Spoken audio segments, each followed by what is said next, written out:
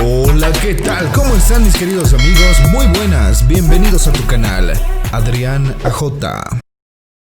El día de hoy te presento 12 preguntas que quizás te hiciste después de ver la película La Maldición de la Llorona. Comencemos. ¿Qué harías si un día lo que considerabas que era tan solo un personaje de un cuento para asustar niños resulta mirándote desde el otro extremo de tu cama? Esa pregunta es la que más de uno nos hemos puesto a pensar, ya que nuestra vida adulta es la que el director estadounidense Michael Chavis utiliza como columna vertebral para su salto estelar de editor y artista de efectos especiales a director del sexto largometraje del universo cinematográfico de El Conjuro. Un guiño a todo el público en América Latina titulado La Maldición de la Llorona. Y si por pura casualidad usted quedó con alguna duda, inquietud o interrogante acerca de esta película, no te preocupes, porque a continuación y sin más preámbulos, damos inicio al análisis y explicación de este largometraje. Empecemos. La Llorona tiene escenas postcréditos. Usted podría creer que siendo parte del universo del Conjuro, La Maldición de la Llorona podría tener una escena postcréditos como para conectar este universo con el otro, pero no es cierto. Lo cierto es que no hay escenas postcréditos, aunque sí hay una conexión con el resto del universo del Conjuro. Esta conexión la explicaremos más adelante.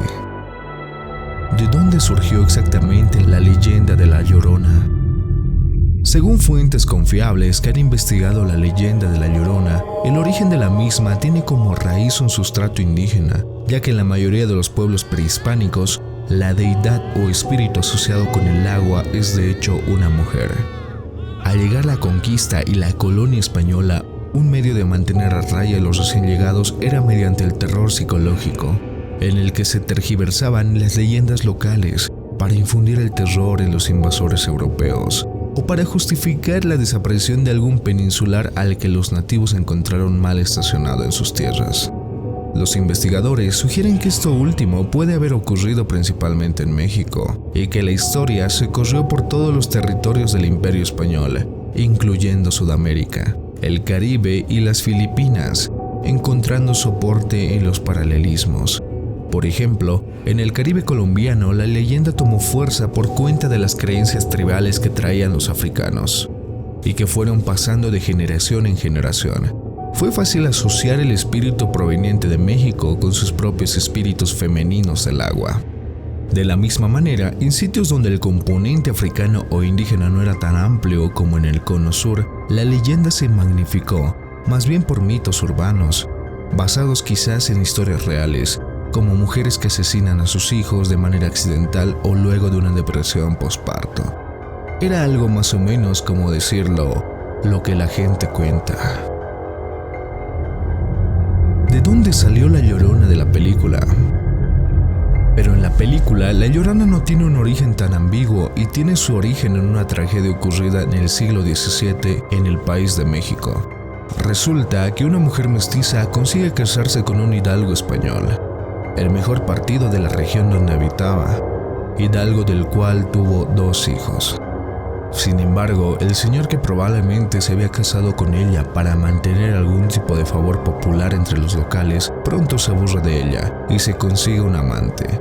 Y no una de una que otra noche, era de hecho una relación bastante seria, por lo que la mestiza al enterarse pierde la razón y decide herir al hidalgo en lo que más le duele, sus hijos. La mestiza toma a sus 2 hijos y los sumerge en un río hasta ahogarlos. Sin embargo, al ver sus cadáveres en la orilla, se arrepiente de su crimen y, atrapada por la culpa, decide lanzarse a esas mismas aguas. Sin embargo, la culpa y el remordimiento la condenaron a vagar por el mundo intentando reponer la falta cometida, aunque cada vez que lo intenta termina asesinando más y más niños, con lo que su culpa crece y crece hasta corromper su espíritu por completo. Algo realmente bastante trágico, ¿no? ¿Y cómo fue que llegó la Llorona a Estados Unidos? Bueno, pero si la Llorona andaba de lo más tranquila cazando niños malcriados en México, ¿Qué necesidad tenía de irse de ilegal a Estados Unidos, exponiéndose a que Trump la capture y la deporte? Bueno, ya en serio, ¿cómo fue que ese espíritu tan enraizado en México terminó cazando niños en Hollywood? La Llorona, al menos en la película y al igual que el resto de espantos en el universo del Conjuro, tiene la cualidad de aferrarse no solo a un sitio, sino a un grupo familiar. Y una vez que termina con los hijos de una familia, cualquier persona que haya estado en contacto con esa familia durante el acoso de la aparición sigue en la lista del espanto. Entonces entenderíamos que va como que pasa de familia en familia y se cuela como un bicho que no quisieras que se cuele en la tuya. Quizás una familia proveniente de México huyendo de la maldición se asentó en Los Ángeles y con el tiempo la maldición pasó a los Álvarez. Al parecer, La Llorona también tiene un buzón de voz que le permite recibir peticiones a cambio de niños. #emprendimiento por parte de la película de terror. ¿Por qué Patricia tenía a los niños encerrados en una habitación? Pero a pesar de todos sus poderes de teletransportación que le permiten aparecer de un lado a otro cuando anda en sus labores de espanto, a La Llorona parece costarle trabajo abrir puertas o encontrar cosas o personas que no están a simple vista, sobre todo dentro de habitaciones o sitios en los que no hubiese estado previamente. Por eso, cuando La Llorona se aferró a Patricia y a sus hijos, Carlos y Tomás, la mujer se aseguró de ubicar a sus hijos en un lugar al que La Llorona no hubiese entrado nunca. ¿Y ese montón de velas y ojos en la puerta qué significan? Pues las velas son una manera de mantener alejado al espíritu asesino, o al menos de forzarlo a que se esfuerce un poquito más en entrar. Y el montón de ojos parece ser algún tipo de distracción o camuflaje, para evitar que el espíritu descubra que está allí, y usar el poder que parece tener sobre el viento para derribar las puertas. ¿Por qué La Llorona se aferró a la familia de Ana? Cuando Ana, interpretada por Linda Cardellini, que es una agente de servicios infantiles en Los Ángeles, recibe una llamada a mitad de la noche informándole que los niños que debía proteger de una madre negligente aparecieron ahogados, no le queda de otra que salir a cubrir el hecho, llevando a sus hijos en su auto. Hubiese sido mucho peor dejarlos solos en casa. Con lo que Ana no contaba que su hijo mayor, Chris, iba a despertar y a salir del auto, en su fantasía infantil de ser un policía como su padre, y se acercó al sitio donde estaban los cadáveres. Allí vio a La Llorona lamentando el haber fracasado una vez más, y al verla quedó atado de ella. Cuando Patricia aparece, le dice a Ana que ella tuvo la culpa de la muerte de sus hijos, al sacarlos de la habitación cerrada, y que luego por esta razón le suplicó a La Llorona que siguiera a sus hijos. Resulta bastante extraño que La Llorona se hubiese atado a la familia de Ana si Chris no la hubiera visto, por lo que lo dicho por Patricia sea meramente una superstición sin fundamento alguno. ¿Por qué Patricia estaba ayudando a La Llorona? Pero el asunto con Patricia es que al final hizo muchas más que simplemente pedirle a La Llorona que se llevara a los hijos de Ana. Patricia fue hasta la casa de los García a felicitarle las cosas a La Llorona. Aquí pudieron ocurrir dos cosas.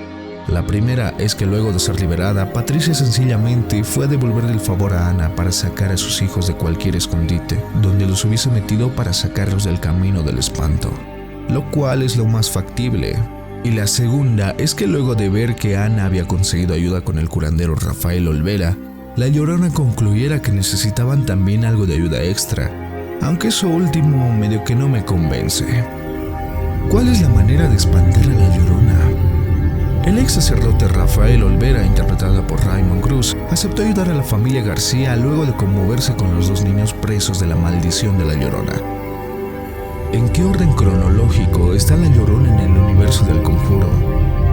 Bueno, La Monja tiene lugar en 1952. Annabelle, la creación, tiene lugar en 1955. Annabelle tiene lugar en 1967. La maldición de La Llorona tiene lugar alrededor de 1970. El Conjuro tiene lugar en 1971 y El Conjuro 2 tiene lugar en 1976. Así que aunque La maldición de La Llorona es la sexta película de la saga, cronológicamente sería la cuarta. ¿Cuál es la conexión de La Llorona con las otras películas del universo del Conjuro? La conexión es tan arrasadora como podría esperarse. De hecho, es el personaje de Padre Pérez que aparece en la primera película de Annabelle, el único elemento en común, y eso que sale así por casualidad. El padre Pérez le habla de su experiencia con cierta muñeca demoníaca con la que había lidiado en un tiempo. Era la mismísima Annabelle. Y todos sabemos ya de dónde salió Annabelle y sobre todo dónde terminó. ¿Cuál significa el final de la leyenda de La Llorona? Al final de la película vemos como La Llorona literalmente se desintegra luego de ser apuñalada con la cruz hecha de madera del árbol de fuego. Los García parecen volver nuevamente a su vida común y corriente, a pesar de la investigación por maltrato infantil que la policía levantó luego de ver las marcas de La Llorona en los niños, y que en realidad no sabemos cómo terminó. Pero luego vemos un charco cerca de su casa y la película pasa a créditos. El significado implícito en este último cuadro es que aunque La Llorona haya sido derrotada y desatada de la casa de los García, no ha desaparecido en absoluto y que pronto estará de vuelta buscando más niños con quienes reemplazar los suyos. ¿Cuál es el mensaje de esta película?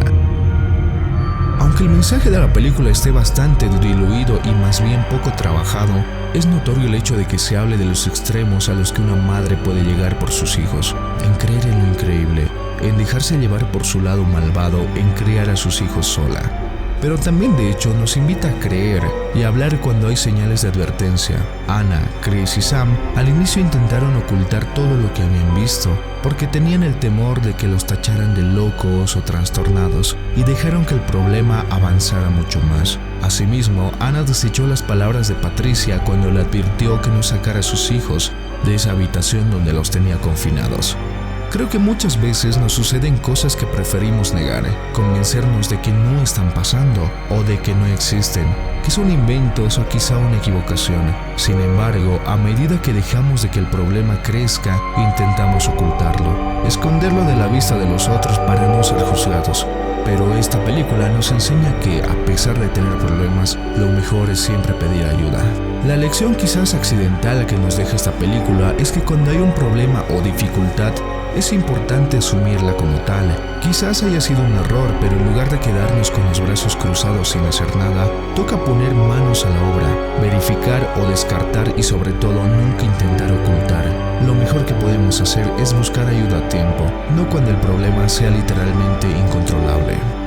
Entonces te recomiendo ver esta película y sacar tus propias conclusiones. Y compártelo conmigo acá en la caja de comentarios. Dale like al video si te gustó y compártelo con tus amigos, porque llegamos al final del video. No olvides suscribirte al canal y activar la campanita para más contenido similar.